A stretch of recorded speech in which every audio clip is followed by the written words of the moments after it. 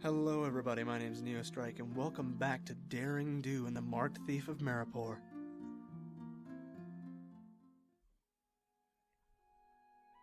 Chapter 2. A Cloaked Stranger. When Daring Do finally arrived in the woods the next day, she saw some pony pacing back and forth in front of her humble abode. The tiny two-story cottage had a yellow thatched roof and a little brown polka dot chimney. It wasn't much, but it was home. For the few days of a year that she wasn't out searching for lost treasures and stolen amulets, at least. The main reason Daring Do liked the place was because it was unassuming. No pony would ever guess that a world-renowned treasure hunter lived there.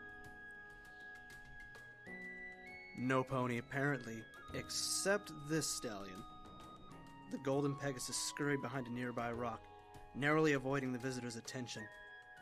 She had enough experience to know that a random pony wasn't always a very good sign. It could be sinister, some sort of a trap. Naturally, Daring wasn't afraid of traps, but observing the situation first always gave her the upper hoof. "Watch and learn," she always used to tell A.B. Ravenhoof. "Ponies give away more information about themselves just by existing than you could ever pry out of them." The cloaked pony knocked at the door again, this time a little harder. He was getting impatient. The stallion pushed back his green velvet hood to reveal an unruly golden mane, deep-set eyes, and broad features. His yellow coat was so grimy, he looked like he had crawled through a gopher tunnel to get there. Clumps of mud and leaves clung to his mane. He smelled strongly of sweet peppered pears, which was incongruous with his dirty, rumpled appearance. He frowned and trotted over to one of the front windows. Daring Do craned to see his cutie mark. If she could catch a glimpse, maybe she could identify him as either a friend or a foe. Luckily, his green cloak kept bunching up and sliding into the arc of his back. When the velvet finally cleared away from his flank, Daring saw the mark was shaped like a yellow rectangle, with black marks along one side. It was a ruler, the kind used in the classroom. Considering Daring Do's photogenic memory for cutie marks, she knew instantly that she had never laid eyes on this pony before, which made him a wild card, a potential loose cannon. Not to be trusted, only to be observed.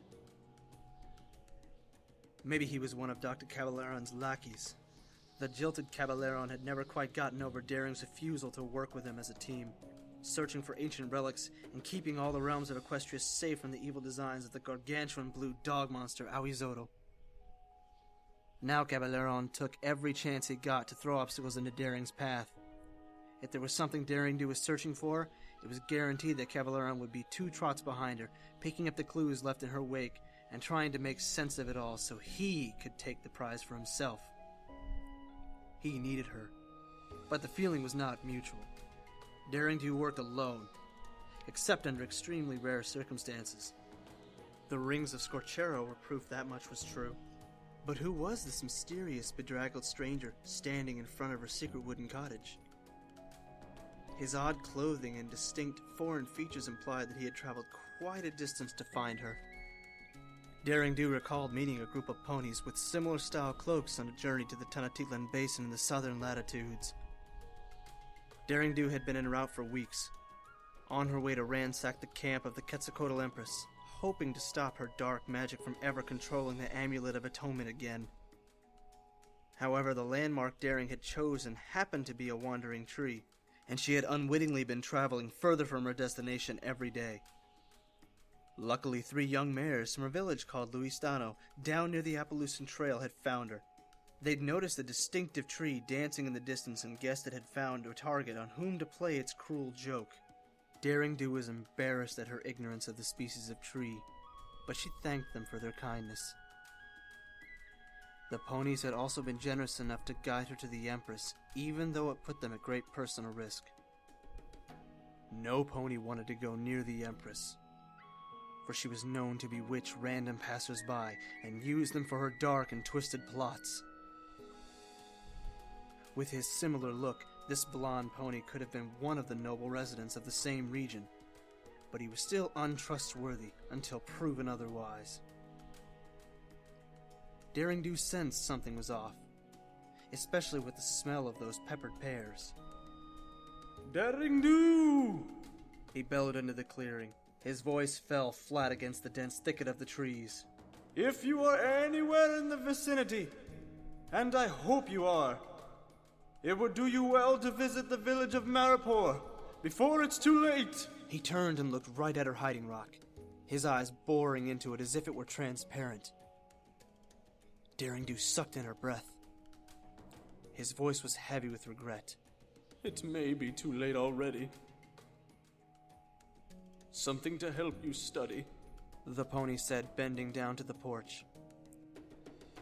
He sighed, lingering for a few moments, his eyes searching the trees. I wish I could explain more, but we're going to need that brilliant mind of yours if you're going to save us from him. Please, come save us, Daring Do. Then he galloped off, into the forest with his golden mane flowing and cloak streaming out right behind him. Study hard? Save them? What in the Unicorn Mountain Range was he talking about?